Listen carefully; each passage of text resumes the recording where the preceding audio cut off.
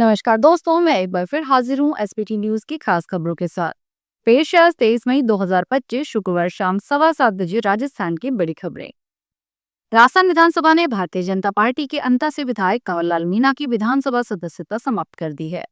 विधानसभा सचिवालय ने इसकी अधिसूचना जारी कर दी है। मीणा को एसटीएम पर पिस्टल तानने के मामले में अदालत ने 3 साल की सजा सुनाई थी, जिसके बाद से यह कार्रवाई की गई है। विधानसभा अध्यक्ष वासुदेव देवनानी ने इस संबंध में राज्य के महाधिवक्ता और वरिष्ठ विधिवेताओं से राय लेने के बाद फैसला लिया है। कानूनी राय में स्पष्ट किया गया था कि जब तक सुप्रीम कोर्ट से सजा पर रोक नहीं लगती है, तब तक सदस्यता खत्म करना ही एकमात्र विकल्प है।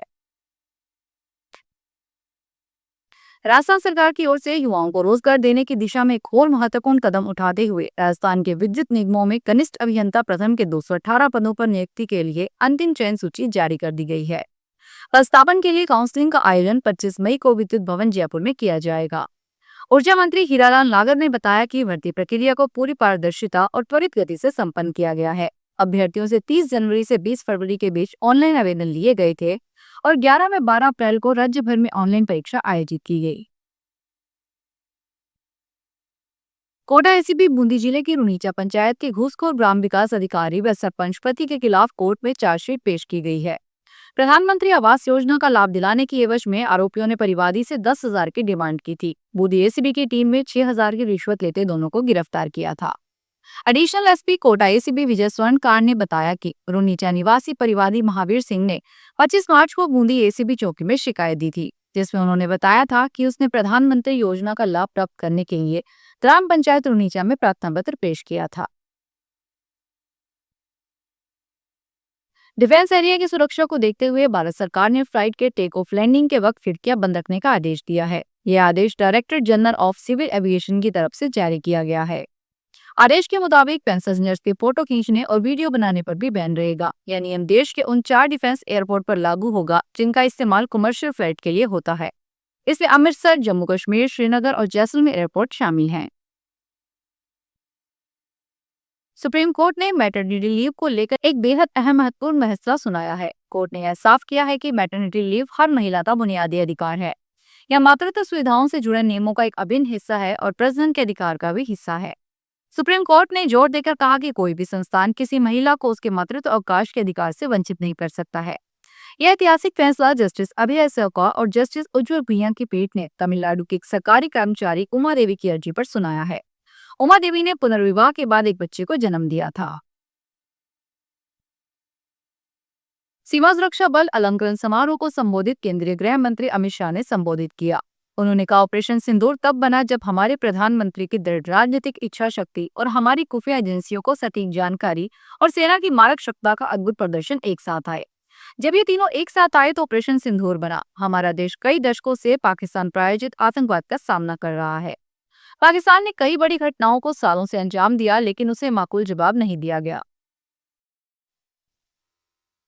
हाई कोर्ट ने 52 से कांग्रेस विधायक इंदिरा मीणा को राहत दी है। कोर्ट ने भाजपा के बोली मंडल के अध्यक्ष की ओर से दर्ज करवाई गई एफआईआर में दंडात्मक कार्रवाई पर रोक लगा दी है। साथ ही पुलिस से तथ्यात्मक रिपोर्ट तलब की। न्यायाधीश समीर जैन ने इंदिरा मीणा की याचिका पर अंतरिम आदेश दिया है। अधिवक्ता कृतेश ओसवाल ने कोर्ट को बताया कि विवाद 13 अप्रैल को अम्बेडकर जयंती से एक दिन पहले शुरू हुआ। भाजपा पदाधिकारी हनुमान दीक्षित ने राजनीतिक द्वेष के कारण याचिकाकर्ता के खिलाफ बोली थाने में मामला दर्ज करवाया। एफआईआर में मारपीट पर गाड़ी में तोड़फोड़ का आरोप लगाया गया। जयपुर के सवाई मानसिंह हॉस्पिटल में एक बार फिर गलत खून चढ़ाने से गर्भवती महिला की मौत हो गई है। परिजनों का आरोप है कि गलत ग्रुप का खून चढ़ाने से महिला की मौत हुई है। मीडिया रिपोर्ट्स की माने तो महिला का ब्लड ग्रुप बी पॉजिटिव था, प्लस ए पॉजिटिव का ब्लड चढ़ा दिया गया। एसएमएस के प्रिंसिपल डॉक्टर दीपक महेश्वरी का कहना है कि मरीज की स्थिति काफी क्रिटिकल थी, वह वेंटिलेटर पर थी। गलत खून चढ़ा है या नहीं, अगर चढ़ा है तो किस स्तर पर गलती हुई, इसकी जांच करना भी बाकी है। अलवर में 1 रुपए का ऑनलाइन पेमेंट कर दुकानदार से 1,54,000 रुपए का सोना ठगने का मामला सामने आया है। महिला पुरुष अंगूठी खरीदने के बहाने दुकान पर पहुंचे थे। इसके बाद दुकानदार ने अंगूठी दिखा दी। महिला ने ऑनलाइन पेमेंट करने की बात कही। पहले 1 रुपया दुकानदार के खाते में डालकर मैसेज दिखाया। दूसरी बार में उसी मैसेज को एडिट करके 1,54,000 रुपए दिखा दिया। दुकानदार से कह दिया कि नेफ्ट किया है, 2 घंटे में ये पैसा आपके खाते में आ जाएगा। दुकानदार ने मैसेज देखकर विश्वास कर लिया। देवस्थान विभाग की वर्ष 2025-26 की वरिष्ठ नागरिक तीर्थ यात्रा योजना की तैयारियां शुरू हो चुकी है। इसके लिए अगले महीने से आवेदन प्रक्रिया शुरू होगी। इसके साथ ही विभाग की ओर से आवेदन के पोर्टल को अपडेट किया जा रहा है। 10 दिन में कार्य पूरा हो जाएगा। जानकारों के अनुसार यात्रियों की संख्या बढ़ने के कारण इस पर यात्रा की शुरुआत जुलाई से पहले होगी।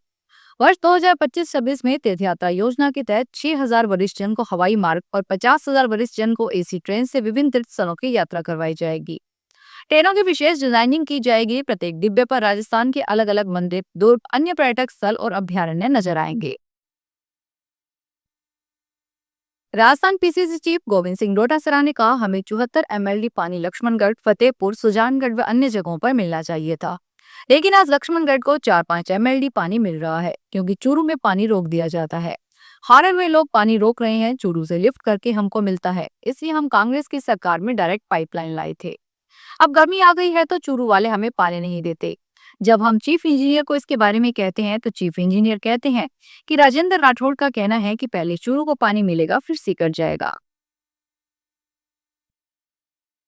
राजस्थान हाईकोर्ट ने एसआई भर्ती 2021 पेपर लीक मामले में गलत तथ्य बताकर याचिका दायर करने को गंभीर माना है।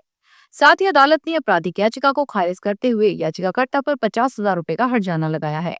जस्टिस समीर जैन की एकल पीठ ने यह आदेश पुरुषोत्तम दाधीच की आपराधिक याचिका को खारिज करते हुए दिए। याचिका में कहा गया कि उस पर अपनी प्रेमिका के लिए 15 लाख रुपए एसआई भर्ती का प्रश्न पत्र खरीदने का आरोप है। मामले में मैं निचली अदालत में सरेंडर करने भी गया था, लेकिन अदालत ने उसे अपनी कस्टडी में नहीं लिया। मामले में दर्ज एफआईआर में भी उसका नाम नहीं है और न ही मामले में उसकी सीधी भूमिका सामने आई है, जिसका विरोध करते हुए सरकारी वकील ने कहा कि याचिकाकर्ता पर अपनी महिला मित्र के लिए पेपर खरीदकर उपलब्ध करवाने का आरोप प्रमाणित है। रोडवेज बसों की देखरेख व इनकी दशा सुधारने के लिए रोडवेज ने मेरी बस मेरी जिम्मेदारी अभियान शुरू किया है। यात्रियों की शिकायत दूर करने व उनका सफर आसान करने के लिए रोडवेज कर्मचारी बसों की निगरानी रखेंगे। रोडवेज के मिस्त्रियों को प्रभारी बनाकर देखरेख व रखरखाव करने की जिम्मेदारी सौंपी गई है। सहायक कर्मचारियों को प्रभारी का दायित्व दिया गया है। एक प्रभारी के पास 3-3 बसों की जिम्मेदारी रहेगी। कोटपुतली आगार में भी यह अभियान शुरू हो गया है। भिवाड़ी में विद्युत निगम की टीम ने आज सुबह बिजली चोरी पकड़ने के लिए छापेमारी की। निगम की 5 टीमों ने आलमपुर, कहरानी, साथलका, खिदरपुर, हरचंदपुर, बिल्हेड़ियम, घटाल क्षेत्र में सघन जांच की। टीम ने मजदूर कॉलोनी, आरओ प्लांट, बर्फ फैक्ट्री, होटल और एसी चलाने वाले परिसरों की जांच कर वीसीआर भरी। आज सुबह बिजली विभाग की कार्रवाई से कॉलोनियों में हड़कंप मच गया। निगम सतर्कता दल ने 26 स्थानों पर 2,60,000 यूनिट की चोरी पकड़कर करीब 28,40,000 रुपए का जुर्माना लगाया है। रेलवे का नया अलर्ट है। जोधपुर से चलकर वाराणसी सिटी जाने वाली मरुधर एक्सप्रेस शुक्रवार से 20 दिन तक आगरा फोर्ट रेलवे स्टेशन पर ठहराव नहीं करेगी। आगरा फोर्ट रेलवे स्टेशन के 1 नंबर प्लेटफॉर्म पर ब्लॉक किए जाने के कारण जोधपुर वाराणसी सिटी मरुधर एक्सप्रेस 23 मई से 11 जून तक जोधपुर से प्रस्थान करेगी। वह आगरा फोर्ट रेलवे स्टेशन पर ठहराव नहीं करेगी। फिलहाल इस बुलेटिन में इतना ही। फिर हाजिर होंगे बड़ी खबरों के साथ।